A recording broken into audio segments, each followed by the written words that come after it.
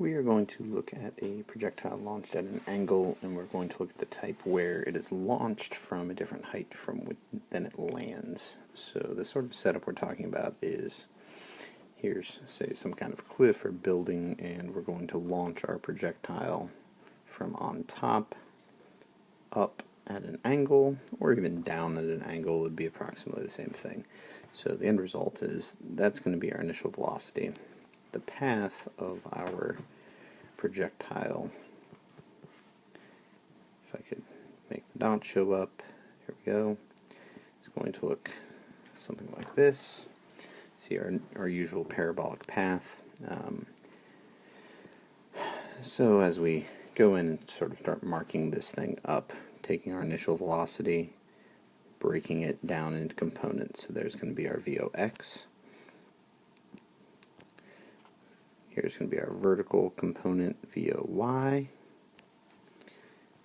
Continuing just identifying all of our stuff, we're going to have a vertical displacement there. Whoop, actually, hold on. Undo. Nope. Alright, so, being that we're starting from this level here, and we end up with a maximum height here, right there we're going to have our delta y on the way up, but delta y down is going to run all the way from the maximum height down to ground level, so there's our delta y down, leaving us with really our essential piece here, which is right here is our total vertical displacement. We start at this level here, we end at this level here, so the difference, and I drew that upside down, down, we end up with a total displacement which is downward. So there we have that, and our last piece to identify is this horizontal part. So here is our horizontal displacement. There are all of our things, and since I only have so much room to work with here, hopefully you have that picture available on your page, and we're going to go over and take a look at sort of putting in some specific numbers, but this is the type of problem we're going to have. Okay. So we're going to start assuming that our initial velocity was 10 meters per second at an angle of 25 degrees, and we're also going to have the fact that the building, the height of the building from which we launched, is equal to 15 meters. So, given that information, we are going to attempt to find the distance the object lands from the building. Alright, so that is going to be our intention. Identifying what we're looking for here, we are trying to find delta x. So that's our goal. Where do we find that information? We're going to go over onto our next page, and we're going to set up some velocity time graphs. Horizontal velocity time graph, vertical velocity time graph. Horizontally, the velocity of a projectile is constant. At some point this object will hit the ground, and right here we're going to have our VOX. Vertically, I don't remember what colors I picked, so I'm just going to make it a color potpourri here. We start at some vertical velocity, but in this case we're going to come down farther than we went up. So right there's our VOY, here's our T to the top, and our T to the ground is going to be well out there, so that, getting a finer tip here, our delta y, can I actually zoom in on that? Yes, I can. Delta y up, undo, or delta y up is smaller than delta y down. Not really sure how that's going to show up on the screen, but that's okay. Alright, so here's our picture, and again the thing we're looking for is right here. We need to find delta x. We've labeled our stuff up. Let's start writing some equations and finding out some things, because that is really the path that we want to take. So, delta x, which is the thing we're trying to find, is the area of this rectangle, which is VOX times TG. We need to find VOX. We need to find TG. I'm going to find TG over here on the vertical velocity time graph, but VOX I should be able to find. It's right here, going back to my picture. So if I know VO and I know my angle, I can use cosine to find VOX. So my initial velocity was 10, my angle was 25, so I should be able to work that guy out. Going over here, we know that cosine 25 is equal to VOX over 10. Again, I'm getting that from this triangle right here, that right triangle. Picking up my calculator, I find that 10 cosine 25 is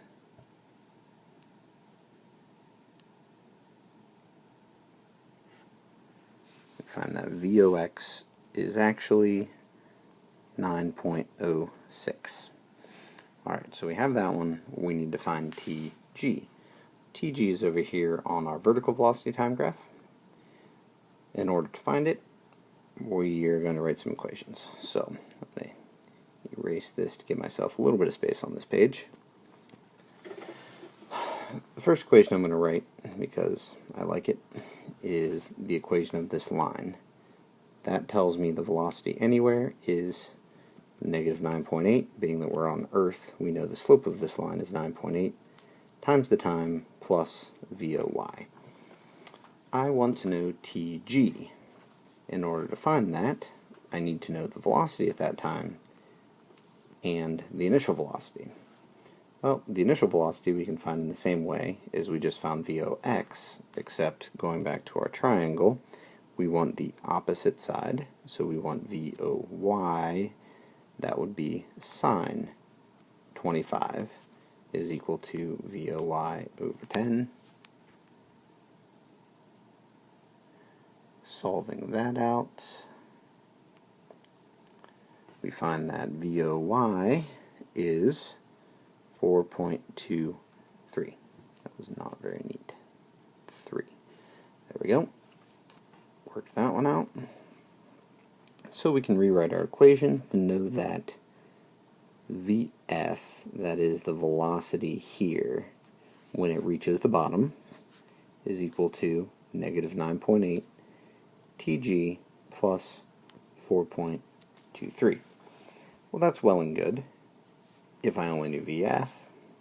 So I need another equation. I'm going to go with the area of this triangle.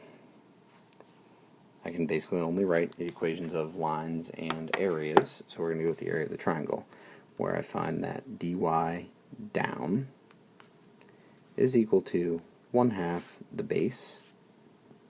base from here to here. I don't need the entire line from here all the way to here. I only want from T up to TG, which means TG minus T top times the height, which is VF. Alright, well this is great. I have a TG, I have a TF. If only I knew T down and T top, I would be okay. So I'm going to go over to a clean page to give myself plenty of room to do this algebra. Rewriting what I have right now, I have VF is equal to negative 9.8 TG plus 4.23. And I have that delta y down is equal to 1/2 TG minus T top times VF. Okay, first thing I'm going to do, because I can, is I'm going to combine this. I know I'm looking for this VF. I know that VF is that equation, so I'm going to rewrite it. Delta y down, 1/2 Tg minus T top.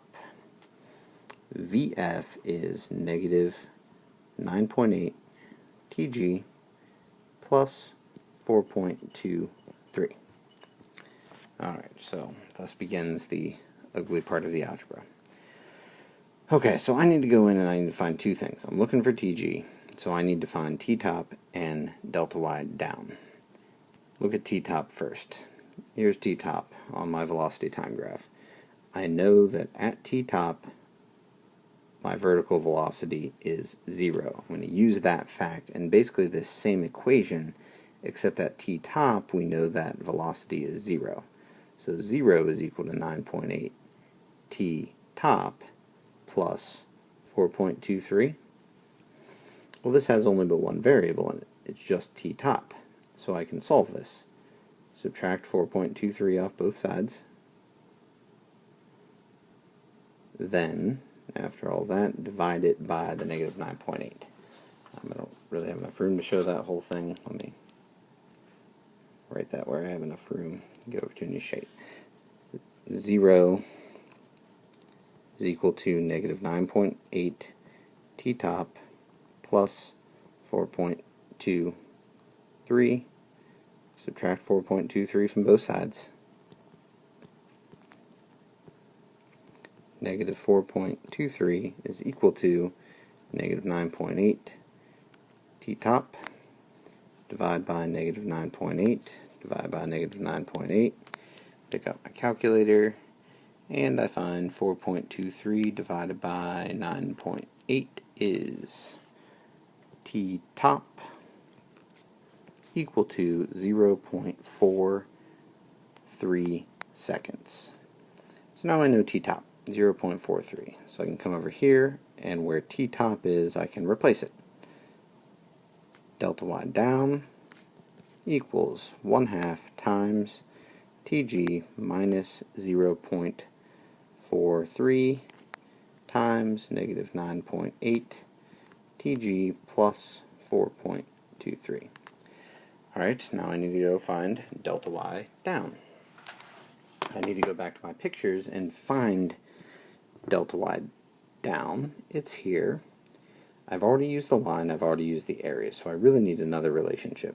I haven't done anything with delta y up, but I'm going to go back to my original picture and try to find this thing. So there's delta y down.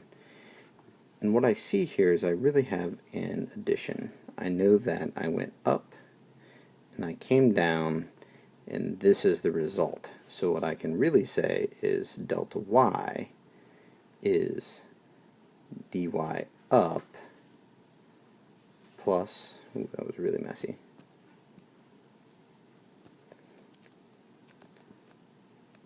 plus dy down. I like this because I actually know the height of the building. This dy is the height of the building, and I know that it's 15 meters. So I know that negative 15, that is how far down the object is going to travel overall. So if I knew delta y up, I'd be okay. And looking at my graph, I actually know all of this. I know the height of delta, I know of this triangle, I know the height, and I also just found T top. So I can find the area here, which would be my delta y up, then letting me be able to actually get a number for delta y down. So that's what I'm going to look at doing. I'm going to come back over to my page where I'm doing my algebra and say, okay, I don't know what delta y down is, but I do know that it is negative 15 minus delta y up. That is delta y down. So I'm going to put that in. Negative 15 minus delta y up is equal to 1/2 Tg minus 0.43, negative 9.8 tg plus 4.23. Now I just need to go and find out what delta y up is. Looking at my graph here, I'm going to clear off something. Let me erase this so I can work in that spot again. I need the area of that triangle, delta y up. That's my next step. So I know it's 1/2 the base, which is t top. I found t top and it was 0.43. 0.43, and I know the height is 4.23. I wrote too big. dy up is 1/2 of 0.43 times 4.23, and I can pick up a calculator and find that. And I find dy up is equal to 0.5 times 0.43 times 4.23. And that makes this equal to 0.91. And come in here, negative 15 minus 0.91 is equal to 1/2 tg minus 0.43 times negative 9.8 tg plus 4.23. Well, isn't that fun in games? Okay, so I'm going to have to solve this thing. I'm down to just tg. I'm going to need to copy that over to the next page. Do I have that as an ability? Don't think so. Okay, so I'm going to copy this over to the next page so I have enough room to do the algebra. Oh, apparently 2 pages. I'm going to simplify this when I copied over. So I'm going to take that negative 15 minus 0.91. I didn't actually need to type that into a calculator. Negative 15.91 is equal to 1/2 tg minus 0.43, 1/2 tg minus 0.43 times negative 9.8 tg 4.23. Negative 9.8 tg plus 4.23. Alright, to solve this, I'm going to FOIL this thing out. I'm going to expand it so that I can get it into a quadratic, that I can use the quadratic formula or some other mechanism to solve.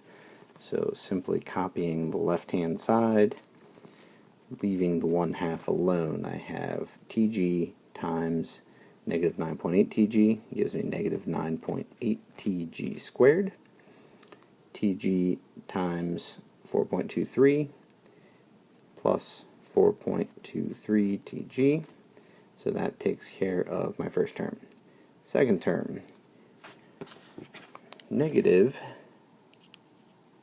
0.43 times negative 9.8 gives me positive 4.2. Well, it actually gives me 4.214. Basically the same thing. TG, it'll work out in the end. And for my last 2 terms, negative 0.43 times 4.23 gives me negative 1.82. Okay, and I got a parentheses out there. Alright, now I can combine these 2 like terms in the middle and distribute through my 1/2. Negative 15.91.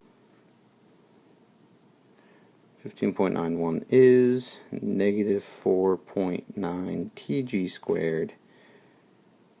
This plus this, you multiply it by 1/2, you end up with 4.2. I'll just do it out. 4.23. Strictly, that should have. I have a rounding thing going on here. They should have come out to be the same. They didn't quite. Times 5, you end up with 4.22 TG minus 1.82. Alright, we're almost there. To use this in a quadratic, we are going to have to set it equal to 0. So I'm going to add 15.91 to both sides and find out that 0 is negative 4.9 TG squared plus 4.22 TG, and that will come out to be 15.91 minus 1.82 plus 14.09. Alright, so there it is, and there are a couple of different ways to solve this. The sort of prescribed method is to use the quadratic formula, which is negative b plus or minus. That's why you get two answers. You do it once with plus, once with minus. Square root b squared minus 4ac all over 2a. This will solve that out for you. For the ease of use, you can also plug it into a graphing calculator. Nope, that's not what I wanted. There's what I wanted. So you can plug this function, undo, into the graphing calculator and then simply solve for the roots.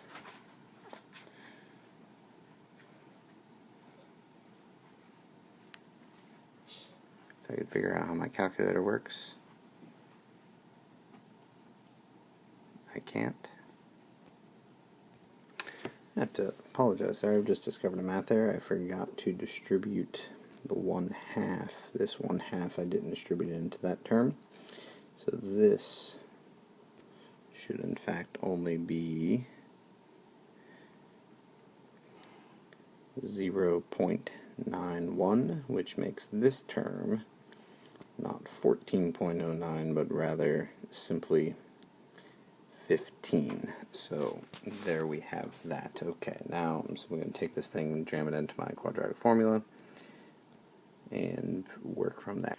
So upon typing this thing into the quadratic formula, I find that TG is either negative 1.32 seconds, which doesn't make any sense, or 2.18 seconds, which is a sensible answer to the problem. So after much ado and working around, I find that the object is in the air for 2.18 seconds.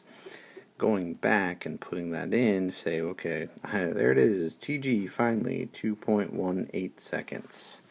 So my total range is, just put it in right there, VOX is 9.06 times 2.18, and we find that our delta X was 19.75, and there we are, completed.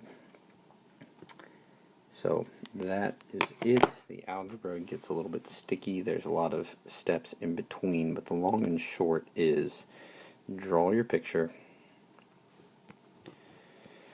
figure out what you're looking for, use your picture and your graphs to write equations. Say, okay, I need to find this, or whatever it is you're trying to find. What do I need to find it? And then go find that thing. And if you need something else to find that, go find it too. And just keep chasing down one variable after the next until you've figured everything out.